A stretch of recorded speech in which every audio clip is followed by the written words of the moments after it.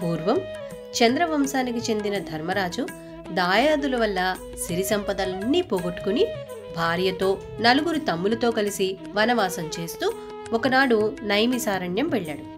అక్కడ అనేక ధర్మశాస్త్ర పురాణ ఇతిహాసాల రహస్యాలను తెలియజెప్పే సూత మహాముని శౌనకాది మహామునులకు బోధించుచుండగా ధర్మరాజు సూత మహామునిని దర్శించి నమస్కరించి తనకు జరిగిన అన్యాయాన్ని వివరించి, అయ్యా, మా కష్టాలన్నీ తీరి మా రాజ్యం, మా వైభవం అన్నీ మాకు మరలా లభించడానికి ఏదైనా సులభమైన వ్రతాన్ని ఉపదేశించండి అని ప్రార్థించాడు. అప్పుడు సూతుడు ధర్మరాజుకి, ఓ ధర్మరాజా, గజాననుడు జన్మించినది భాద్రపద శుద్ధ చతుర్థి నాడు మరియు గణాధిపతి అయినది కూడా అదే రోజు. కాబట్టి భాద్రపద శుద్ధ చతుర్థి నాడు వినాయక వ్రతాన్ని ఆచరించి భూలోకంలో ఎందరో దమయంతి నలచక్రవర్తిని, శ్రీకృష్ణుడు జాంబవతిని, శమంతకమణిని కూడా పొందాడు. అంతేకాదు, రావణుడు సీతని అపహరించినప్పుడు శ్రీరాముడు ఈ వ్రతాన్ని ఆచరించి సీతాదేవిని తిరిగి పొందాడు. భగీరథుడు గంగను భూలోకానికి రప్పించడానికి, దేవాసురులు అమృతాన్ని పుట్టించడానికి కూడా వారు ఈ వినాయక వ్రతాన్ని ఆచరించారు. ఒకానొక సందర్భంలో కుమారస్వామి కూడా పరమశివుణ్ణి దర్శించి, తండ్రి, మానవులు ఏ వ్రతం చేయటం వల్ల అన్ని కోరికలు తీరినవారే సౌభాగ్యాలను పొందుతారో అటువంటి వ్రతాన్ని చెప్పమని కోరాడు. అందుకు పరమశివుడు, కుమారస్వామి, సర్వ సంపత్కరమైన వినాయక వ్రతం అనేది ఒకటుంది. దీనిని భాద్రపద శుద్ధ చవితి నాడు ప్రాతకాలంనే నిద్రలేచి నిత్యకర్మలు గావించుకుని తమ శక్తి మేరకు, అంటే మట్టితో అయినా సరే, విఘ్నేశ్వరుడి బొమ్మను తయారు చేసుకుని ఇంటిలో ఉత్తర దిక్కున మండపాన్ని నిర్మించి బియ్యం పోసి అష్టదళ పద్మాన్ని వేసి గణేశ్వర ప్రతిమను ప్రతిష్ఠించి గంధ పుష్పాక్షతలు 21 పత్రాలతో గణేశుణ్ణి పూజించి ధూపదీపాలను సమర్పించి నేతితో చేసిన వివిధ భక్ష్యాలు, భోజ్యాలను, వెలగ, చెరుకు, దానిమ్మ మొదలైన ఫలాలను నివేదించి పూజను ముగించి పూజానంతరం అక్షతలు చేతపట్టుకుని శ్రీ వినాయక వ్రత కథను చదివిన తరువాత చివర్ణ అక్షతలు శిరస్సున దాల్చి భోజనం చేయాలి. మర్నాడు ఉదయం స్నాన సంధ్యలు పూర్తి చేసుకుని పునఃపూజను చేసి వినాయక వ్రతాన్ని ఆచరించడం వల్ల సకల కార్యాలు సిద్ధిస్తాయి. ఈ విధంగా షణ్ముఖునికి శివునిచే చెప్పబడ్డ ఈ వ్రతాన్ని నువ్వు ఆచరించు ధర్మరాజా అని చెప్పాడు. సూత మహాముని శౌనకాది మహామునులకు వినాయక సంభవం, వినాయకాధిపత్యం, ఋషిపత్నులకు నీలాపనిందలు కలుగుట, శమంతకమణోపాఖ్యానము, వినాయకుడు చంద్రుణ్ణి శపించుట మొదలైన చంద్రదర్శన దోష కారణములు, వాటి నివారణ ఉపాయములు కూడా చెప్పసాగెను. పూర్వము గజముఖాసురుడు అనే రాక్షసుడు ఘోర తపస్సు చేసి పరమేశ్వరుడు ఎల్లప్పుడూ తన ఉదరమందే వసించాలని వరం పొందాడు. కైలాసమున పార్వతీదేవి భర్తజాడ తెలియక అన్వేషించుతూ చివరకు గజాసుర గర్భమునందు ఉన్నాడని తెలుసుకుని విష్ణుమూర్తిని ప్రార్థించి తన భర్తను గజాసుర బారి నుండి రక్షింపమని వేడుకొనెను. అంతనా హరి గజాసుర సంహారమునకు గంగిరెద్దుల మేళమే తగినదని నిర్ణయించుకుని బ్రహ్మాది దేవతలకు తలకొక వాయిద్యమును ధరింపచేసి నందిని గంగిరెద్దుగా అలంకరించి విష్ణుమూర్తి కూడా చిరుగంటలు సన్నాయిని చేతబూని గజాసురపురంబులో గంగిరెద్దును ఆడించుచుండగా గజాసురుడు గంగిరెద్దుల మేళము గూర్చి విని వాళ్లను తన భవనం ఎదుట ఆడించమని పురమాయించెను. జగన్నాటక సూత్రధారి అయిన హరి గంగిరెద్దును చిత్రవిచిత్రముగా ఆడించుచుండగా గజాసురుడు పరమానంద భరితుడై నీకేం కావాలో కోరుకోమని హరితో అనగా, హరి గజాసురునితో, ఇది శివుని వాహనమైన నంది, శివుని కనుగొనుటకు వచ్చినది, కావున శివుని ఇచ్చేయుము అని పలికెను. ఆ మాటలకు గజాసురుడు నివ్వెరపోయి అతనిని రాక్షసాంతకుడగు శ్రీహరిగా గ్రహించి విష్ణుమూర్తికి అంగీకారము తెలిపెను. అంతేకాక తన శిరస్సును త్రిలోక పూజనీయముగా చేయమని ప్రార్థించెను. అంతటా హరి నందిని ప్రేరేపించగా నంది తన కొమ్ములతో గజాసురుని చీల్చి సంహరించెను. అంతటా మహేశ్వరుడు గజాసుర గర్భము నుండి బయటపడ్డాడు. దుష్టాత్ములకు ఇట్టి వరములు ఇయ్యరాదని, ఇచ్చినచో పాముకి పాలుబోసినట్లగునని పరమేశ్వరుడికి ఉపదేశించెను. అంతట వారు ఆనందంగా అక్కడి నుంచి బయలుదేరారు. పార్వతీదేవి కైలాసంలో భర్తరాకను దేవతలచే విని సంతోషపడి అభ్యంగన స్నానమాచరించదలిచి నలుగు పిండిని చేతిలోకి తీసుకుని భర్త గురించి ఆలోచించుకుంటూ తనకి తెలియకుండానే ఆ పిండితో ఒక బాలుని రూపం చేసింది. అది ఎంతో అందంగా ఉండటంతో పార్వతీదేవి బ్రహ్మను ప్రార్థించగా బ్రహ్మదేవుడు సాక్షాత్కరించి విషయం తెలుసుకుని ఆ బాలుడికి ప్రాణం పోశాడు. అంతటా పార్వతీదేవి ఎంతో సంతోషించింది. ఆ బాలుడు, తల్లి నమస్కారము, ఆజ్ఞ ఇవ్వండి. మీరు చెప్పిన ఏ కార్యమైనను నేను మిక్కిలి శ్రద్ధాశక్తులతో నిర్వహిస్తాను. ఆ ముద్దు ముద్దు మాటలు విన్న పార్వతీదేవి ఎంతో ఆనందించింది. సరేనాయనా, నేను స్నానాది కార్యాదులు ముగించుకుని వస్తాను. నేను బయటికి వచ్చే వరకు ఎవ్వరినీ లోనికి రానియవద్దు. ఆ ద్వారం వద్దనే కాపలాగా ఉండు అని ఆదేశించింది. సర్వాభరణములు అలంకరించుకున్న పార్వతీదేవి భర్తను లోనికి రావటం గమనించి ద్వారము వద్దనున్న బాలుడి వద్దకు వెళ్ళగా బాలుడు హతుడై ఉండడం చూసి మిక్కిలి బాధపడింది. విషయం తెలుసుకున్న పరమేశ్వరుడు తాను చేసిన పనికి చింతించి ఉత్తరముఖంగా ఉన్న జీవి యొక్క శిరస్సును తెమ్మని పరివారమునకు ఆదేశించగా వారు ఉత్తరముఖంగా పడి ఉన్న గజాసురుడి శిరస్సును తీసుకుని వచ్చారు. అంతటా ఆ శిరస్సుని ఆ బాలుడికి అమర్చి ప్రాణం పోసెను. ఆ బాలుడు మరెవరో కాదు, మనచే నిత్యం పూజలు అందుకుంటూ అన్ని విఘ్నాలను తొలగించే విఘ్నేశ్వరుడు. ఏనుగు తలను ముఖంగా కలవాడు కాబట్టి గజముఖుడు అని, గజాననుడు అని భక్తులచే పూజింపబడుతున్నాడు.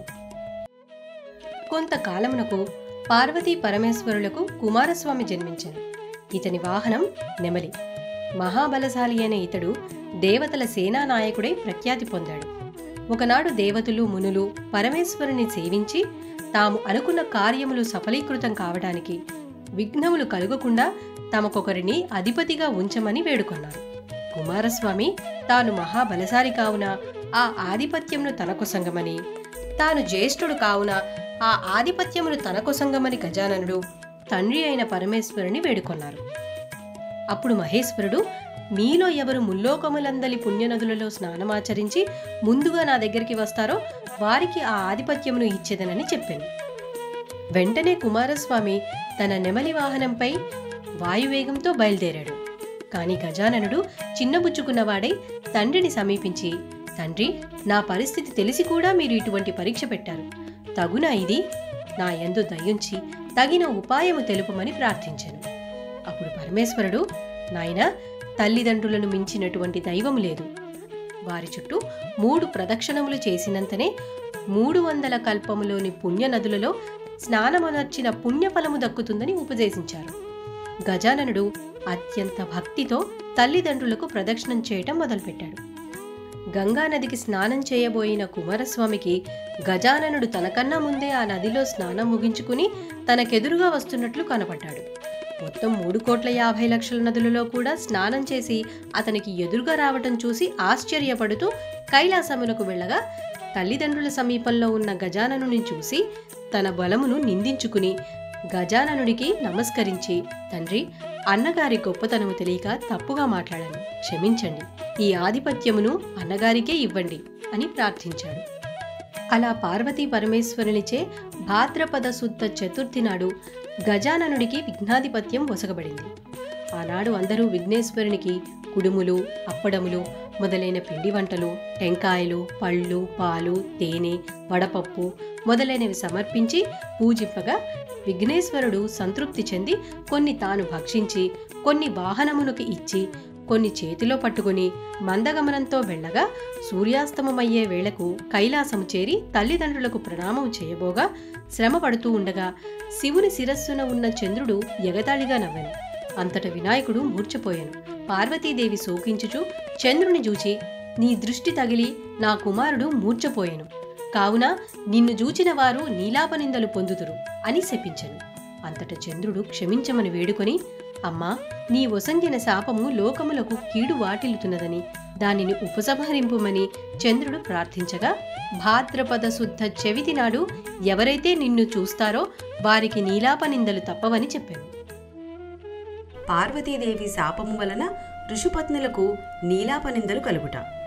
సప్తమహర్షులు యజ్ఞము చేయిచు తమ భార్యలతో అగ్నిహోత్రానికి ప్రదక్షిణ చేయిచుండిరి. అగ్నిదేవుడు ఋషిపత్నులను మోహించి ఆసక్తుడై క్షీణించుచుండగా ఆ సంగతి అగ్నిదేవుని భార్య అయిన స్వాహాదేవి గ్రహించి అరుంధతీదేవి రూపము తప్ప మిగిలిన ఋషుపత్నుల రూపములు తానే దాల్చి పతికి ప్రియమునర్చెను. కాని ఋషులు అగ్నిదేవునితో ఉన్నవారు తమ భార్యలే అని శంకించి ఋషులు తమ భార్యలను విడనాడిరి. పార్వతీదేవి శాపము వలన ఋషుపత్నులు చంద్రుని చూచుటచే వారికి ఇట్టి నీలాపనందలు కలిగినవి.